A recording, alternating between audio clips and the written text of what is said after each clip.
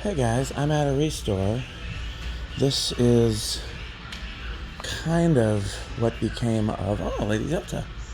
Kind of what became of the restore I used to work at, but not really. Originally they were going to move, and then what ended up happening is they closed down and reopened a different store with different staff.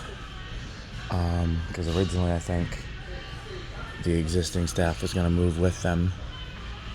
So I'm a little sad about that because I liked the staff at the store I used to work for. A couple of Casablancas though. Much smaller lighting in the electrical department.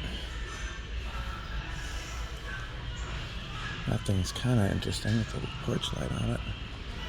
Yeah, so I'm a little sad about it, but I'm glad this one at least is bigger. And I know the manager that I used to work for was passed over for promotion a couple times, so I don't blame him for moving on. Yeah, not bad. I don't think I'll be getting any of this. If this wasn't white and brass, I'd probably get it. And I don't really care for Panamas. So no fans installed either.